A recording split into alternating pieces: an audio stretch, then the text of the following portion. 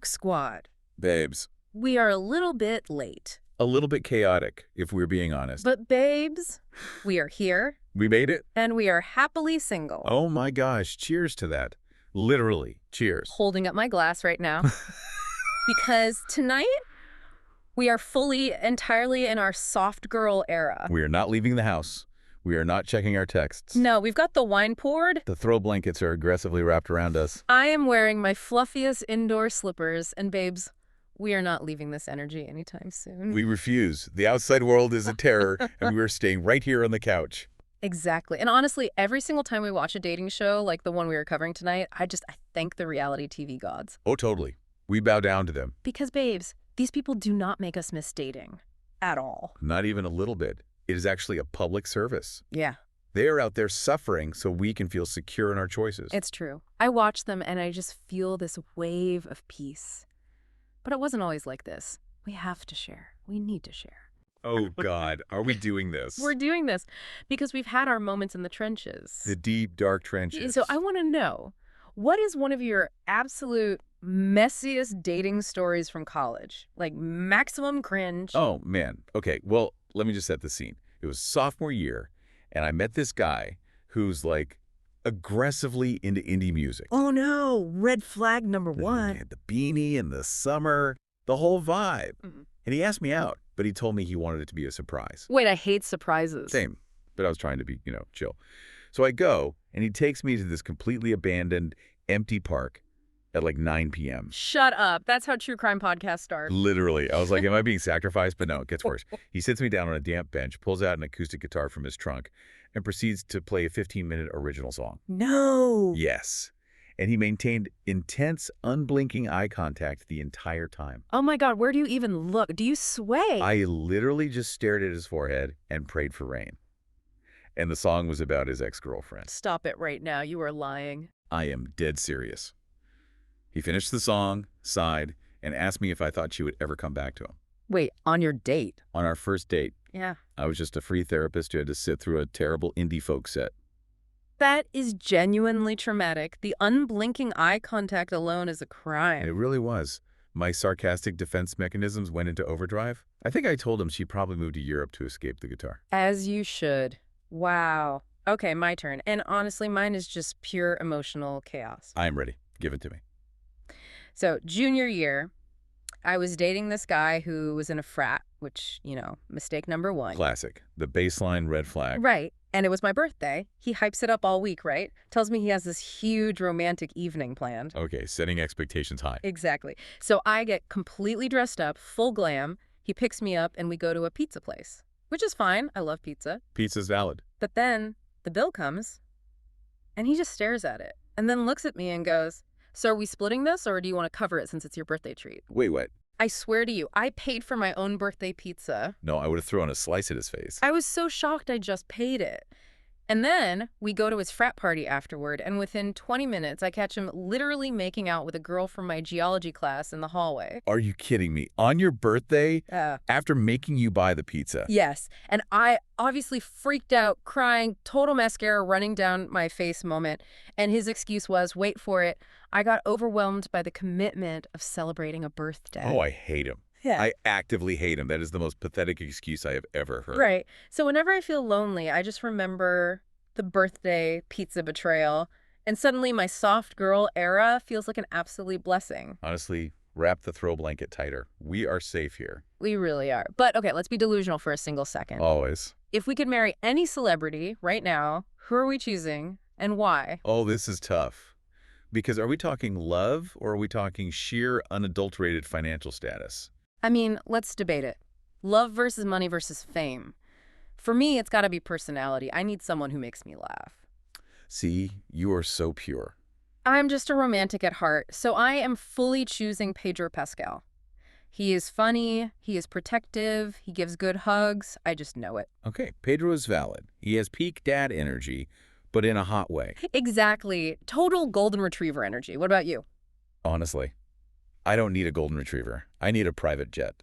You are terrible. I am pragmatic. Give me some obscure billionaire Formula One driver, like Charles Leclerc. I don't even need him to talk to me. Just let me live in Monaco and drink espresso on a yacht. Okay, wait, but what if he's super boring? What if he just wants to talk about tires all day? I will put in my AirPods and look at my bank account. I will survive. You are so ruthless. I need the emotional connection. I need the banter. Banter doesn't buy a villa in Lake Como, babe. Okay, fair point, fair point. But speaking of living our best lives, I need to do a quick snack check with the Snark squad. Oh, yes. We have to confess what we are currently munching on. Because, babes, we are literally sitting here eating raw carrots. We are crunching so loud. So the question is, are we health nuts now? Hmm? Like, is this our wellness era? I mean, we are drinking a very large amount of wine with the carrots, so I feel like they cancel each other out. It's all about balance. The antioxidants in the wine, the beta-carotene in the carrots. We are basically scientists. Honestly, it's a superfood diet. But this brings up a massive, fundamentally important question.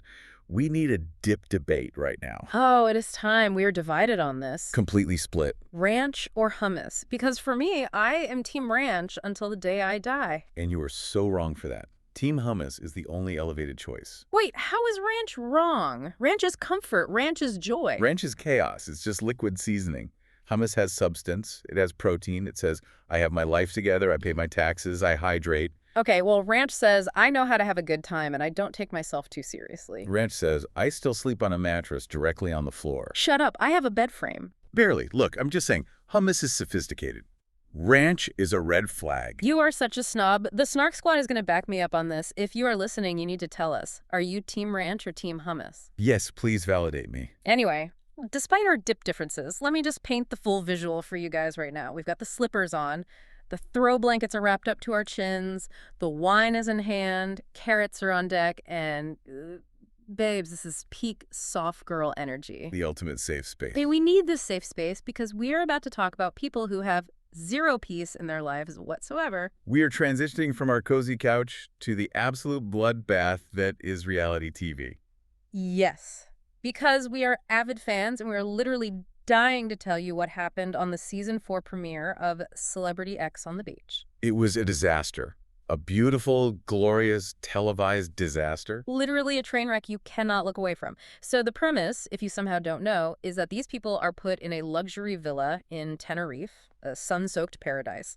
They think they're going on normal dates, but it's rigged with the Tablet of Terror. Just the name Tablet of Terror is so camp. I love it. It really is. And it just violently pings to announce that their exes are arriving to ruin their lives. It's basically a psychological ambush weaponized for our entertainment. Exactly.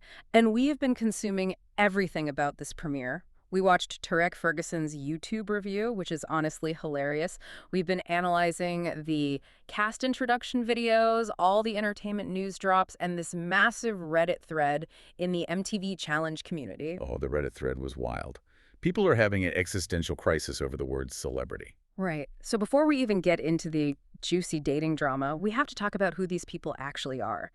Because this Reddit user, Future and Not Free, was basically like, the term celebrity is so loose right now. And they are not wrong. I mean, traditional celebrities are like A-list actors, untouchable movie stars. Now you get on one season of a dating show, and suddenly you're at Fashion Week. Totally. Like Mara from Love Island being in Vogue, the lines are completely blurred. But honestly, I prefer it this way. Wait, really? Yeah. Think about it. Do you really want to watch Ryan Gosling trying to argue with his ex on a beach in Tenerife? Actually, wait, maybe I do want to see that. Oh my God, I would pay so much money to see that. Okay, bad example. Hey. But traditional actors are so media trained, they'd be boring. These reality stars are basically professional mess makers. They know they have to bleed a little on camera to stay relevant. That is so true. They monetize the mess. And the cast this season is just a massive crossover. It's like the Marvel Cinematic Universe, but for toxic dating. Exactly. We have Helen Flanagan from Coronation Street, a literal soap opera actress, sharing a house with Dani Imbert from The Only Way is Essex. And Amy from Married at First Sight UK. Izzy and Chase from Too Hot to Handle, Freddie from Love is Blind, and Toby from Love Island. And John Grimes from Jedward. Jedward. The hair alone is a structural marvel. But let's get into our first official segment of the recap. Segment 1, biggest red flag. Oh, I have so many thoughts. Who is the walking red flag in this cast? Because for me, watching the Meet the Girls pre-show interviews was a masterclass in delusion. The walls these women built before stepping on that beach were astronomically high. They really were. Like Amy from MFS. She literally describes her relationship history as Tragic. But then she says she is always the one who gets bored and leaves. She initiates every breakup. Which is preemptive abandonment. She Right. controls the exit so she doesn't get dumped. That is a massive red flag. Yeah, totally. And then you have Dani, who calls modern men disappointments and proudly warns everyone that she is hard work. When someone tells you they're hard work, believe them. Run the other way.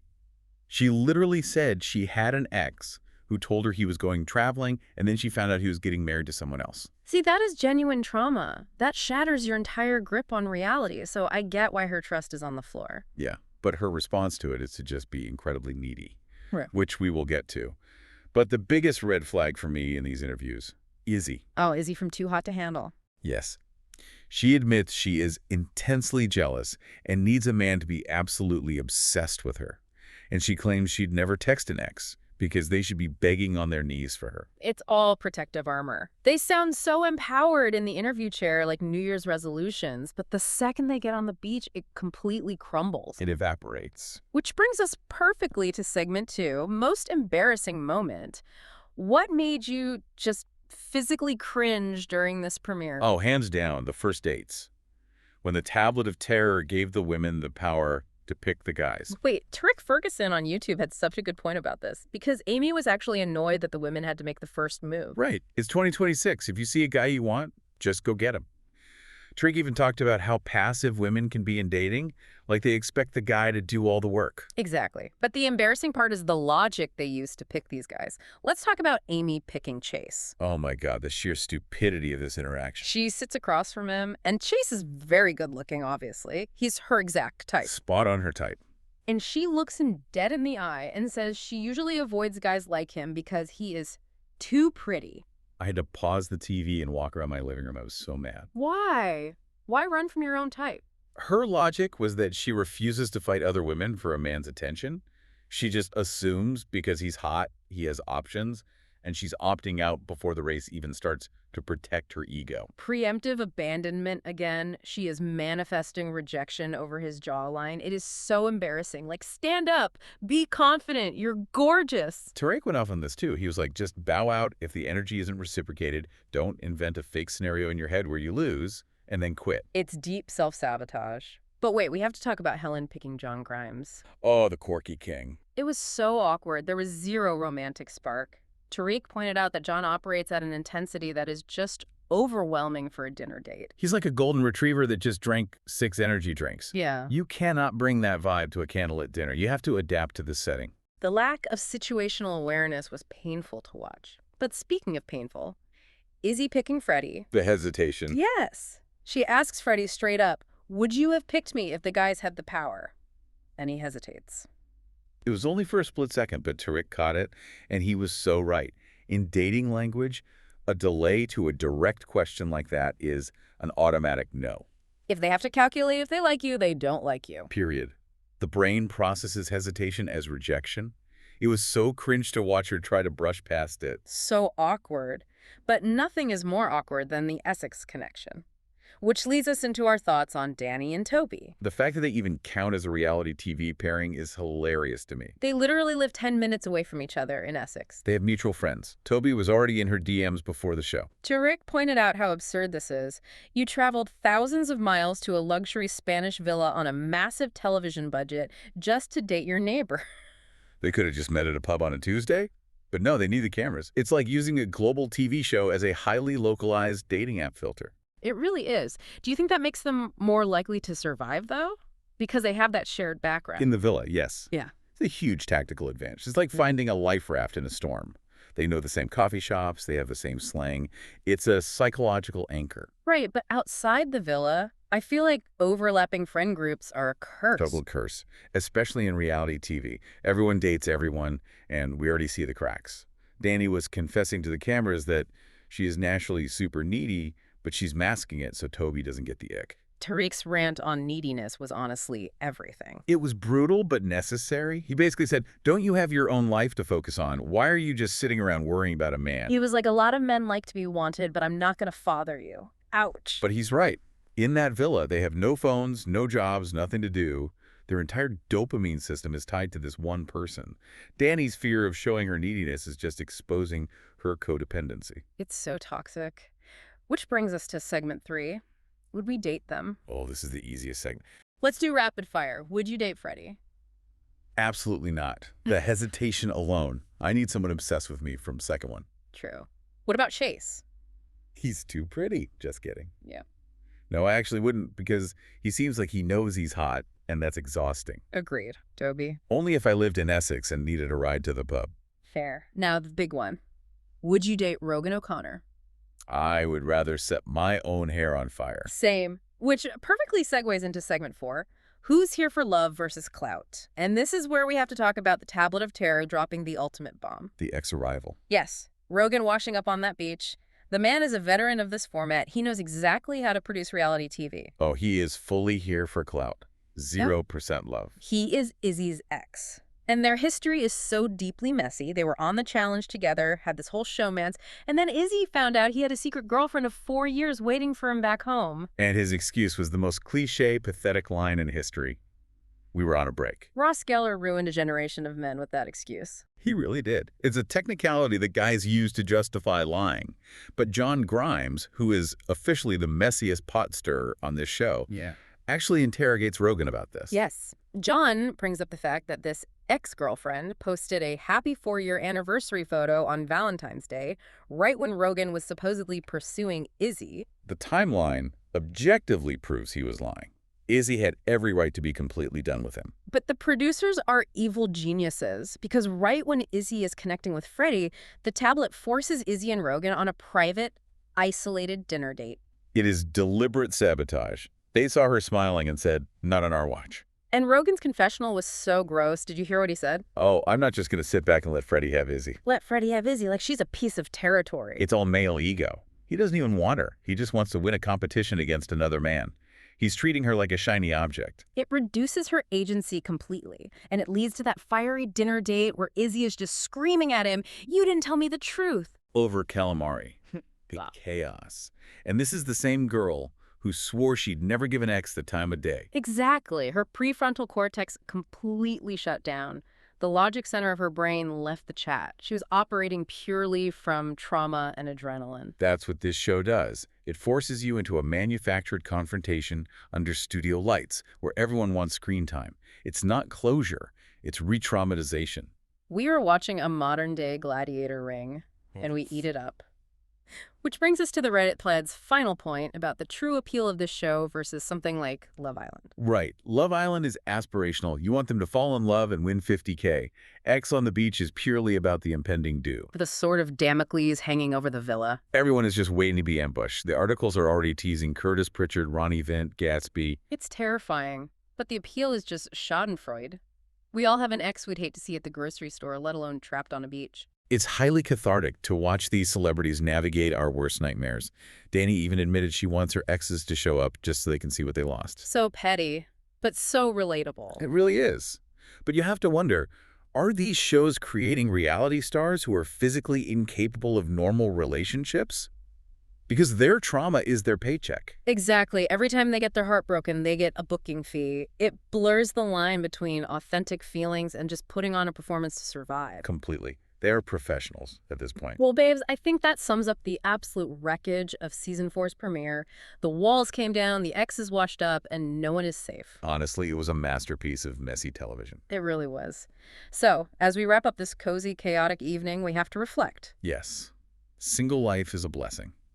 Dating trauma is real. And the soft girl chaos is our permanent state of being. We need to hear from you, Snark Squad.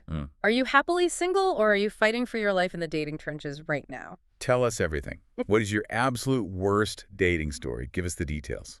And most importantly, settle the debate. Ranch or hummus? My reputation is on the line here. Hummus is going to win. I just know it. But please, rate, review, and subscribe wherever you are listening. And don't forget to send in your shady, snarky, or stupid submissions for next week. We love reading those. They give me life. Also, do us a favor and send this to one friend who somehow miraculously survived dating and is living their best life. Thank them for being part of the squad. We love a survivor. Yes, we do. Yeah. And before we go, I just want you to imagine one final thing. Oh, this is the provocative thought. Get ready. Imagine sitting on a date, trying to flirt, and the water starts to ripple. and the most painful, complicated ex you have ever had just walks out of the ocean and sits at your table. I would literally pass out. Would your current connection survive? Or would you realize that some things are better left drowning in the sea? Shivers. Literal shivers. Something to think about while you're eating your carrots. Stay single, babes. Stay soft. And we'll see you next time on the Snark Side.